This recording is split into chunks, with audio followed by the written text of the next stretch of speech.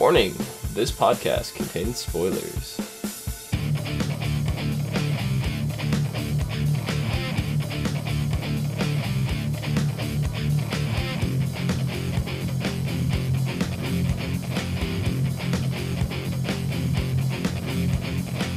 What's up, everyone, and welcome to the ASOTV podcast for American Horror Story Freak Show, Season 4, Episode 10, Orphans.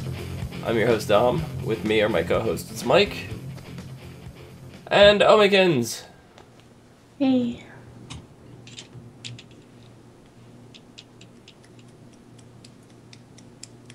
How's it going? Why are we all waving? I don't know. You started it. I did. And I don't know. You don't know. What did you guys think of this episode?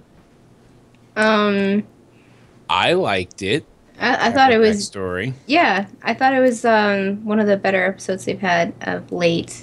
I've actually been complaining that I'm not really keeping up with this season so far. Mm-hmm. It's kind of dragging for me. Mm-hmm. This episode was way better because it didn't have Dandy. No, actually, no, I didn't say it was better because it didn't have Dandy. I said it was better because it didn't have Dandy. I noticed that it didn't have Dandy, and I was like, "Whoa, wait a second! That's way different change. That's wow." Dandy's been in almost every single episode since we met him. Yeah, I think maybe one or two shy. You know. Yeah. So. That just means he's gonna come in big, and then he's gonna end big. Yep. In the next few episodes. Mm-hmm. Yeah, itchy nose, sorry. Good episode, though. Backstory needed for a couple of characters we didn't get much from. Yeah, I mean, so we got a lot of backstory on Pepper, and Pepper is, as we said, the very first character to cross over amongst different seasons. So, it's very interesting to see how everything is all connecting. Right? We originally thought that the death of Salty was going to be what triggered this. This is what we speculated yesterday based on what we saw in the previews, which is not the case at all. Salty actually just passed away. In his sleep, he went peacefully. This is the most easy death that the freaks have had, thus far in terms of being murdered and all that, you know? Mm-hmm. Yeah. So, but we got to see the wedding between Pepper and Salty. Oh my god, I there was so much cuteness there. I grew another pair of ovaries. It was crazy. Whoa! Wow! Yeah, it was so cute. It was adorable. It kind of was adorable. I loved every second of it. Mm-hmm. Did you grow an extra pair of ovaries? I did grow an extra pair of ovaries. Interesting. I did not. I don't have any ovaries to begin with. So I did not grow an extra pair. But it's definitely is touching. Got me right in the feels. Okay. So close enough. Yeah. I mean, if I had feels, that's where it would have got me, but you know. It was sweet. It was sweet. Yeah. Very sweet. But then we find out that Elsa just thinks it's best for Pepper to move on, and she can't do that at the freak show. She's not going to be able to go on and perform. It's going to take her too much time to adjust to everything. She's basically going to have to be babysat, and Elsa likes Pepper too much to allow that to happen to her here. She doesn't want Pepper to be depressed and sorrowful for the rest of her life, which we found out for her condition can be pretty short. So she doesn't want it to be like that for Pepper for the rest of her life. She wants her to feel some joy. Right. Some joy. So let's dump her off on the sister who dumped her off. Well, Elsa was expecting that her sister has matured and is able to take on the responsibility. Oh my god. Which it seemed like she was. It seemed like she was. Until her husband got involved. Parents of the fucking year right there. Not even that. Her husband, near the end, he seemed to tolerate Pepper and was doing things, going out of his way to show her stuff. And it was the baby that triggered the whole thing. Yeah. the baby. I mean, I think if it was just Pepper, he probably would have tolerated it because she is on an intellectual level where she can learn and she can comprehend. Whereas this baby comes along and it just stresses them out to no ends. They're not impressed with the baby because it is deformed and it is unique, and it can't be sated as far as satisfaction and care and all that kind of stuff. Am I the only one that thought Pepper was going to drop the baby when making the drink? No, you weren't the only one. I thought, so when it turned out it wasn't salty, right? And it ends up in, being her niece, right? Nephew Lucas. Nephew. When it ends up being Salty's nephew, I'm like, no, don't drop the baby. It's like mixing the drink. I was waiting for it to bang into like a door frame or I was like, no. Every time Pepper was moving, I was like cringing. Yeah, Nikki called while I was thinking. She called what I was thinking before I finished the complete thought of that fucker killed the baby. It wasn't Pepper. Pepper was innocent because they said she was framed in asylum. They did. See, it did. They said. Well, she said that. It was said in asylum that Pepper sliced off the baby's ears and drowned it. Mm-hmm. And that she was framed. So I knew from the very beginning that it wasn't gonna be the mom, her sister, because her sister is a lazy bitch. Yeah. Only wants martinis. Make her own drink. Exactly. Yeah. Yeah, Larry was the one that was aggressive and assertive, and he wanted their old life back. And in the beginning, we thought it was a lie completely because she had clogged pipes. There was no baby, and that's the route it was going. And then apparently there was a baby after all. Yep. It happens. Yeah. So overall, the whole flashbacks of Pepper when she's in the orphanage and everything, what did you guys think of just that particular story itself? Like the way Elsa came in and adopted her and all that. Good on Elsa. I mean, does it kind of put a role reversal on Elsa from what we've seen her on as of Not late? totally. Not completely. I mean, we know that she really cares for her family at the freak show, and that she's always had a big.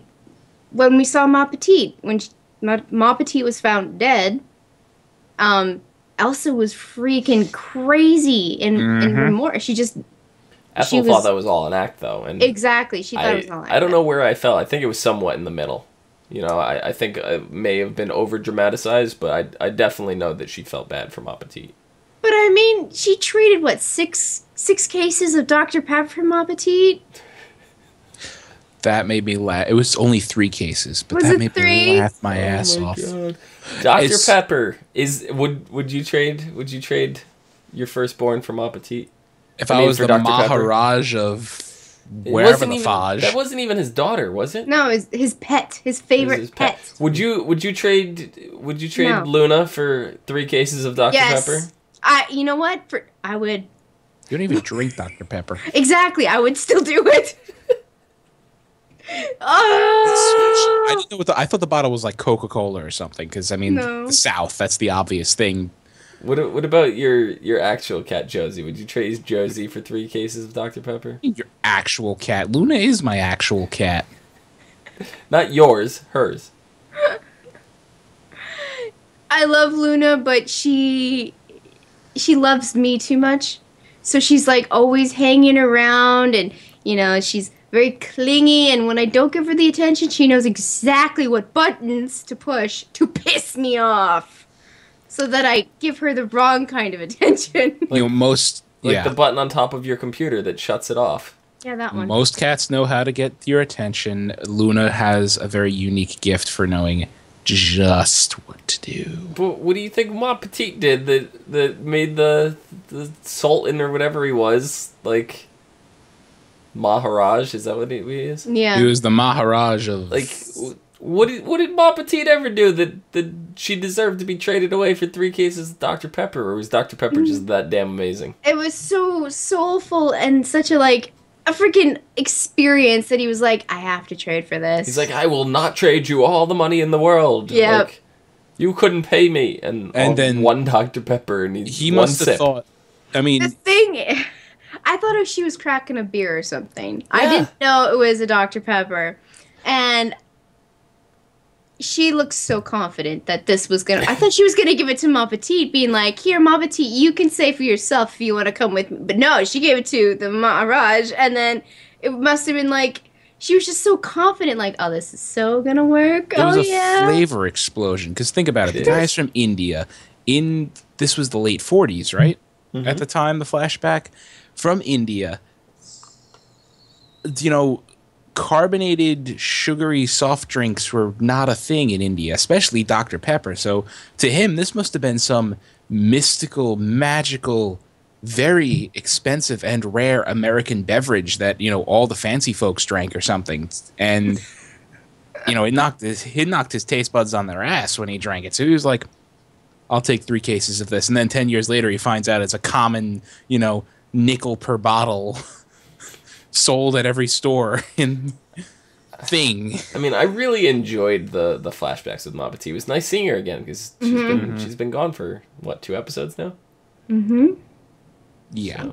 So, I don't know. I mean, the very last scene with Ma Petite. I don't know if that was an actual scene of the present time for them or was a flash forward because, you know, later in that scene you see something, you're like, wait a second. yeah. What? So we had Maggie and Desiree. Maggie is trying to win Desiree over. You know, she's like, if something ever happens to me, we need another witness here. You have to come see this because you're not going to believe me. Mm-hmm. They go take a trip to this curiosity museum that, what's his name? Stanley, is basically dropping the freaks off in various states or whatever. And we've seen flash forwards or premonitions of the twins in there, right? We saw Ma Petite in there before Ma Petite was there, and now she's there. We've seen her. We know she's there. But we also see Salty's face, right? Salty's in there. And we see Jimmy's hands. Yeah. And all of a sudden Maggie starts freaking out, and that's how the episode ends. She faints. She faints, yeah. So, like, I don't know. I mean, there was that whole scene with Stanley and Jimmy at the prison, and, you know, I don't remember exactly what Stanley was saying to him, but he was kind of, like, egging Jimmy on. So I have an idea, you know, something that'll help you. Something that It's can just, get you out. yeah, it's just, I don't know. I don't think Jimmy would go for that. And if that scene was, like, legit, I mean, I think Dell was the only one in Jimmy's family line, as far as on his father's side, that didn't have lobster hands. Mm-hmm. Mm-hmm. So, could have been a relative? Have they said that all his relatives are gone? No. They haven't mentioned anything about it. No, but they did mention it before, that Dell was like the only normal-looking one. The rest of them had lobster hands. Mm-hmm. So I don't know if Jimmy would go that far. Doesn't seem like something he would do. Ah. We don't know what Jimmy would do at this point. Jimmy's hit rock bottom. He is rock bottom. He's in jail. His mother's gone. Right? He's been drinking. He lost Maggie. He lost the twins. He's been boinking, what's her face? I'm a Wiggles. Well, see, like, I just recently I binged watched Asylum. So right now, I see Jimmy, and he's like, I don't remember what happened.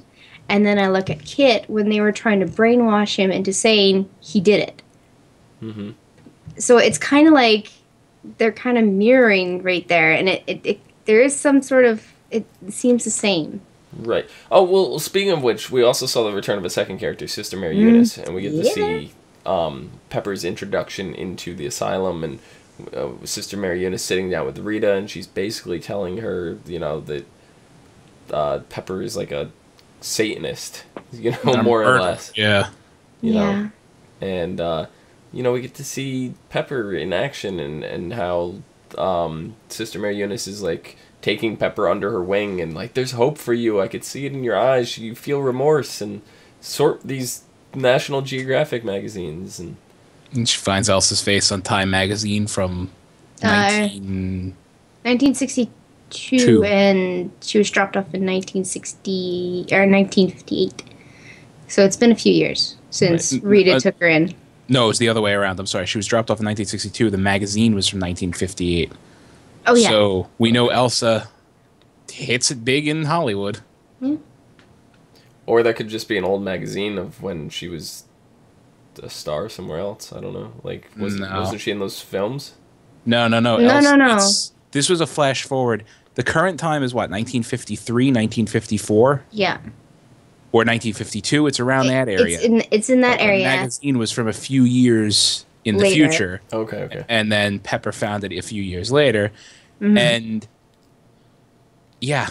Yeah, Pepper's all like, "Oh, Elsa." And then Nikki said, Elsa becomes one of the other nuns in Asylum, same actress, so maybe that's why Pepper reacted so well to her. We're just trying to link these together. I'm still going for the theory that all these characters are souls in hell. Well, I mean, there was that, they have been kind of, hinting throughout the seasons that I've seen. There's a lot of hell satanic, connections. And then you see in the flashback when she goes to get Pepper, on her bag is a devil's head. On Elsa's bag, yeah. On Elsa's bag is devil's head. I'm just, I feel really bad for Pepper, because, now think of this. She just went through this whole thing. She knows all the freak show people, She knows Jimmy and Elsa and Bet and Dot, whatever. Now she's in the asylum. And she's starting to see all these familiar faces of people that looked exactly like people she knew. She's got to be going even more insane than she already was. Because, can you imagine the first time that she sees the reporter? You're getting way too literal with this. I don't think that's what it's meant to be. I know, but I'm just saying. Can you imagine?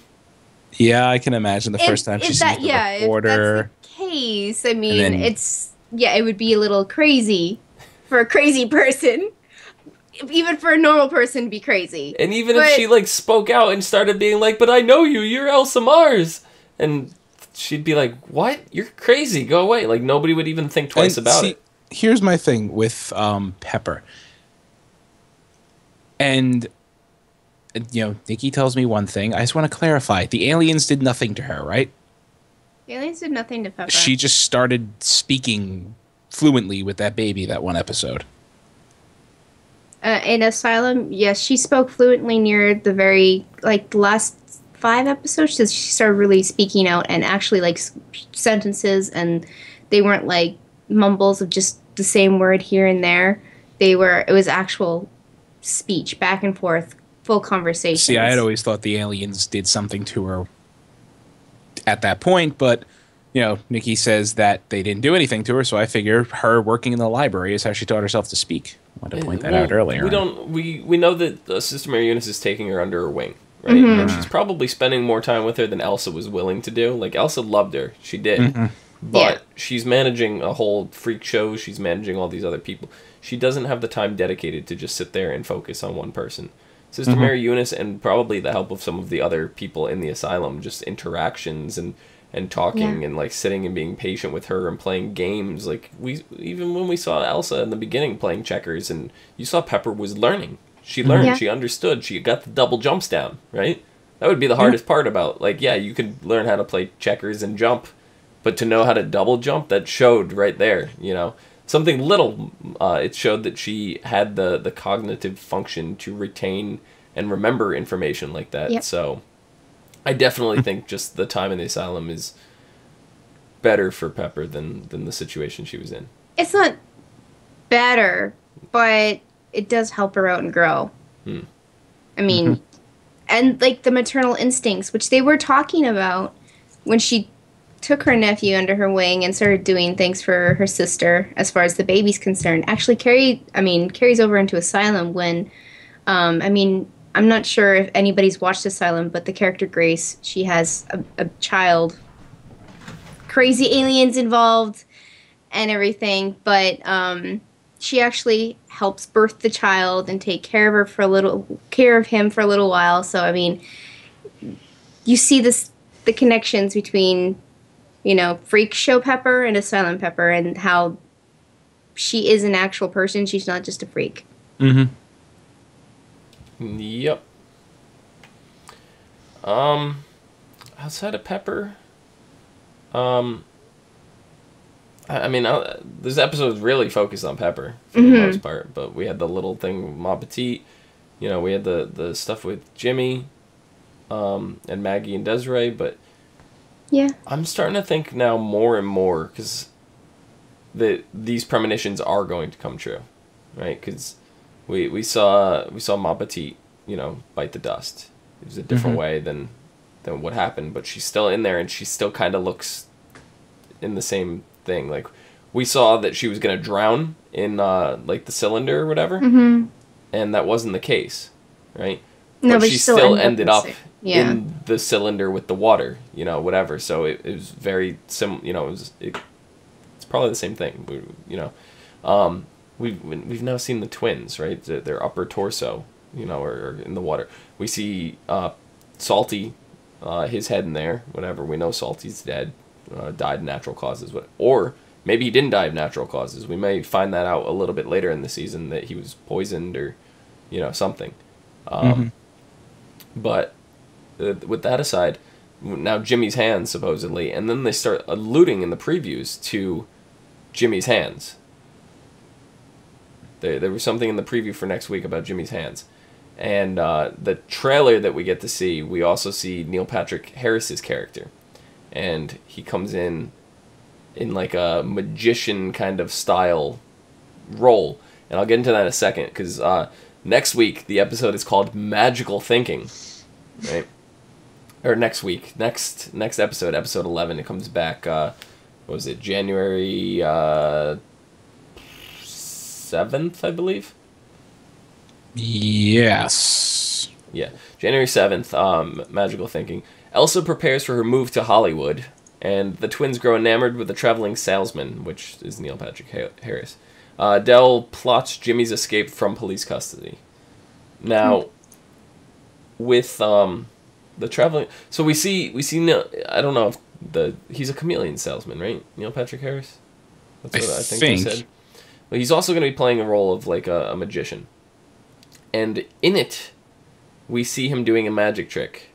And we see Dandy, I don't know if it's the same scene, but the way it was cut, we see Neil Patrick Harris sawing someone in half. We don't know who's in the box.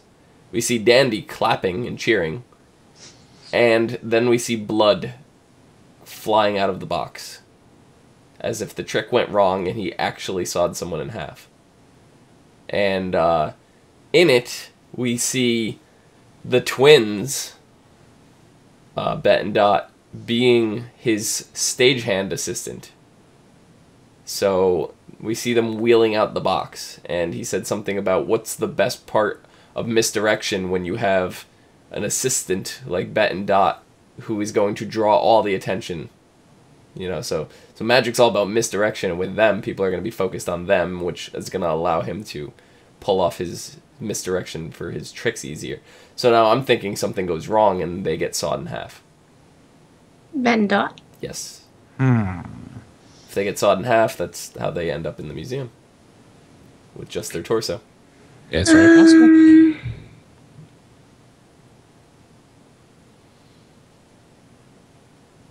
I don't know. Unless they cut Maggie in half. Oh God, please. No! She was kind of cut. Whoa. Whoa! Whoa! I didn't mean that word. I'm sorry. Wow! What did you do? I must have missed it. But she was not a nice person this episode. I'm sorry. Wow. So that just happened. Okay. She was not nice. I'm just gonna stop there and that Desiree, she's trying to do the right thing, though. Responses and how she, handled Maggie from that point on was justified. And then they, she sucked up to Desiree and it's like, oh, I gotta show you things because, shit's gonna go down. Yeah. I mean, after what she found out about Jimmy, with Jimmy porking I'm Wiggles, she's kind of lost all faith in the freak show, but she's still trying to do the right thing, And it's not just for Jimmy at this point. So, I feel Maggie is sincere. She's trying to help. She's not... I think you still have harbored resentment from her from last season, just left over. I think that's what it is. No, it's just, I saw that smile. You know it's part of it. I completely, I handled Esmeralda Maggie this season as a completely new character. And then she goes and she drinks stupid and, decides to, like, seriously, Desiree is scary. Desiree is scary. She could break Esmeralda in half if she wanted to. And then she goes and is like, you and your floozy are gonna go and die and hate each other. It's like, what? You don't go tell Desiree that. She's gonna kick your ass. No. Yeah. And as far as the harbored resentment goes, what was your reaction the first moment Esmeralda, or, Maggie, pulled into the freak show? Oh, God, this bitch again. No, I did not say that. No, you're right. I said that. You said that. Exactly. Because I saw, before she pulled into the freak show, there was that whole, there was a whole scene with her and Stanley in the Curiosity Museum, and she was like, this doesn't seem right, and Stanley's like, oh, no, we'll be fine, we're just gonna do this, and she's like, I don't know, I don't want to do this, and he's like, well, I got, this and this, and you're gonna pay for it if you don't, and she's like, oh, crap. So I had a completely different feeling for her character than her character in Coven. Yeah. So. I guess the one thing I forgot to mention, what did you guys think of Malcolm Jamal Warner's character, Desiree's love interest? Malcolm Jamal Warner played Theo Huxtable on the Cosby Show, if you guys thought you recognized him from somewhere and couldn't quite place it. Not really, no. I've never watched the Cosby Show. Really? I might have seen a few episodes, but no. But his character, him and Desiree looked happy, and the first, when they did that scene where he saw her and she was doing her dance on the stage, and like, oh, he's a boob guy. That's the only thing that I kind of got from that. And he was just like all fixing and tipping his hat like, well, hello. Oh, darling. 2 boobs are great, but 3 better. Yeah. In this case, 3 is not a crowd. Oh. You motorboating son of a bitch. You think he's a speedboat or a jalopy? Oh, God. Mike, where can the people find you? You can find me on Twitter at Philodrin, right there, as you can see the blocking out my face. Omikins, where can the people find you? They can find me on Twitter as well at LadyVenom24, LadyVenom24. You can find me down below at Phenomedom, Phenomedom. You can also find us on Twitter, Facebook, Gmail, G+, and Space, and right here on YouTube at /ASOTV podcast for some more podcasts for some of your favorite TV shows.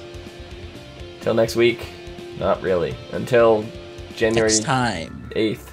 We'll see you guys later. Maggie also called her triple tits, which was amusing. I loved it. Yeah. It's good.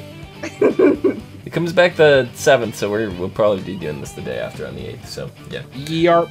So see you guys then.